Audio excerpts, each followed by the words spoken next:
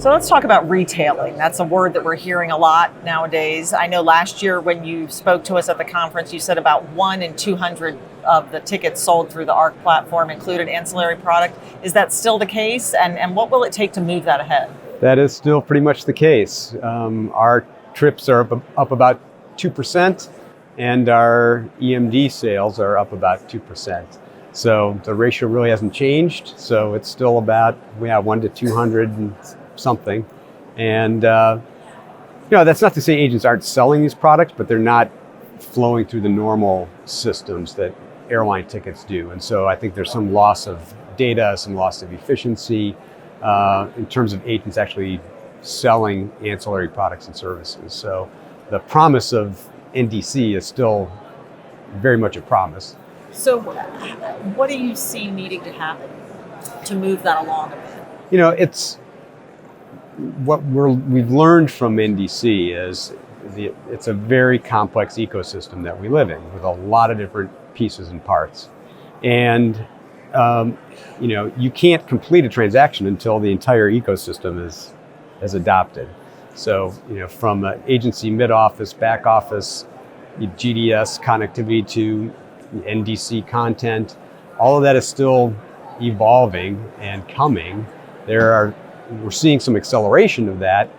People are starting to actually make these connections and get this content, but it's still flowing all the content through the traditional pipes, if you will, is not there yet. Is it the sort of thing that you see potentially, once things start to take off, kind of a rapid acceleration, a more rapid adoption once we hit a certain point? I do think so. I mean, when you look at the agency community in the United States, the top 25 entities represent well over 70% of the transactions. So as they are enabled, I think we'll see a fairly quick take-up of the content and the sales once that happens. Okay. So let's talk a little bit about the industry overall and its use of data, and around personalization. Of course, that's another term we hear a lot about. And certainly, in the e-commerce world and from retailers, we're seeing how data is being used for personalization. Why has it been a little bit of a slower uptake in the airline industry? While the industry has collaborated a lot, I mean, you can go on interline transactions almost anywhere in the world. The personal data hasn't made the same journey. As partners hand off from one to the other, you typically get less and less and less transparency into the details of the passenger themselves. So if you're the third segment of a trip and there have been 2 other airlines involved, you're basically getting just what you need to know to carry that passenger from A to B, and not here's their entire background, here's their search history, here's what they purchased in the past. That doesn't flow. And so then on that topic, how do you see that evolving? And is there potentially a role for ARC with that? At the moment, none of our data products include any personalized, personally identifying information. That said, there's no doubt that, at the airlines, they are building up their databases of individual consumer activity and really beginning to focus on how do we deliver a great experience for that customer. So, I think we're going to see it within individual airlines, and then that'll expand to their commercial partners, their alliance relationships, and so on, if there's some commercial benefit. Let's talk a bit about just overall flight distribution and what's happening in that area. What are your thoughts on maybe where there's still room for improvement or things that need to change? I think the biggest thing is, we've all gotten very used to the direct world and the indirect world, and our customers really don't understand it. If you book at an agency and then call the airline for help, the airline will say, well, you need to talk to the agency. That makes no sense to the consumer, and vice versa. If you booked at the airline and call your agency, I need some help with this trip, the agency says, I can't help you. Again, from a customer standpoint, we're all dealing with the same trip, the same flight. Why can't you help me? So we see that as one of the big opportunities to relieve customer pain, is to create a more omni-channel sales and servicing environment. We've always been in the business of helping agents do more business more efficiently with airlines, and this direct channel is sort of the last great divide to conquer in that. So let's talk a bit more about that from the standpoint of the business travel environment, because that issue of booking direct versus booking through the TMC or that sort of thing, of course, is an issue there. And I know you've just announced investment in Traxo. So talk to me a little bit about that. That builds on the partnership that was announced last month, I believe. Yes.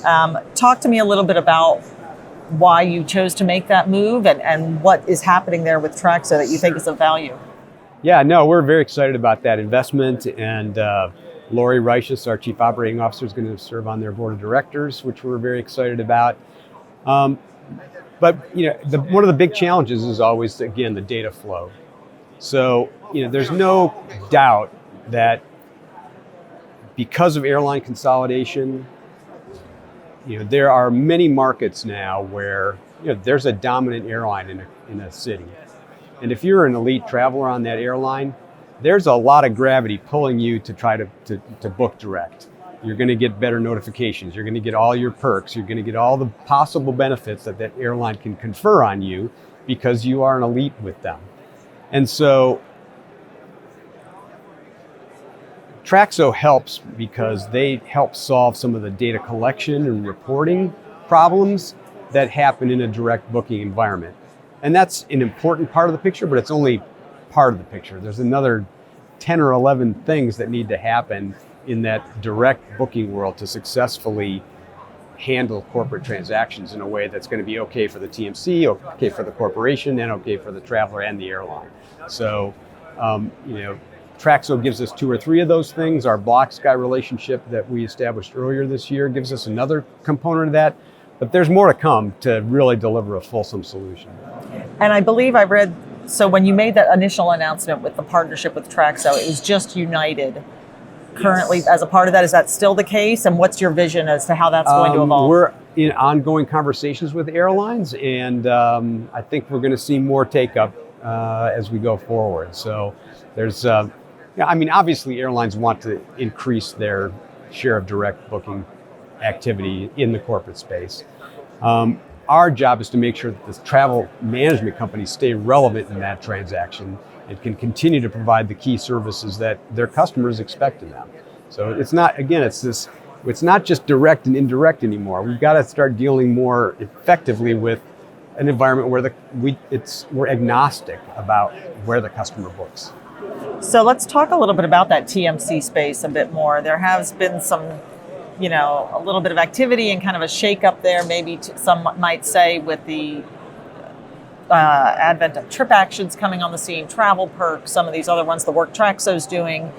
Was that long overdue? I mean, was it time for a little more innovation in that space? I'm excited to see new players in the marketplace, and that goes across the board. You've got folks like like Hopper and others on the consumer side. But yeah, I think there's probably been, as you talk to corporations and travelers, there's been a hunger for more innovation.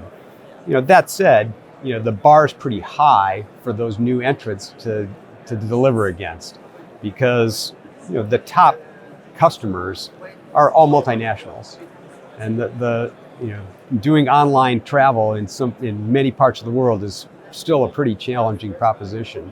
So I think that they're going to see some success in the small, mid-sized marketplace. But for the really big, demanding customers, I think the TMCs are still in a very strong position. So let's talk. You just briefly mentioned the partnership and the investment in BlockSky. Give us an update on what's happening with that. Yeah, so we're about to go live with United, one of their largest corporate customers, and BlockSky, where travelers will be able to book directly on United and flow through on the blockchain. The customer will be able to pick those transactions off for their expense reporting and general ledger systems, and ARC will move cash between the airline and the corporation. So starting very small, very modest, starting about 50 people, but that is, I think all the user acceptance testing is pretty much done, and they're very close to go live for that next step in the pilot process. So maybe in another couple before the end of the year, this? I think, yeah, I mean, when I say on the cusp, I mean it's like any minute. Okay, all right, I'm going to wait for that email to show up in my inbox. What is ARC's biggest challenge right now? Well, I think it's this transition to this new world of omnichannel. Even in an NDC world, as maybe some of the European carriers envision it, where they're doing all the ticketing and all the servicing activity, there's a long tail of traditional transactions, traditional GDS, traditional agency services that's going to be around for a very long time. Our challenge is in, again, how do we provide support for agencies in this new omni-channel world, keep them relevant, keep them engaged, keep them delivering the services that their customers want and need. So that's, our board actually approved a change to our strategy this summer.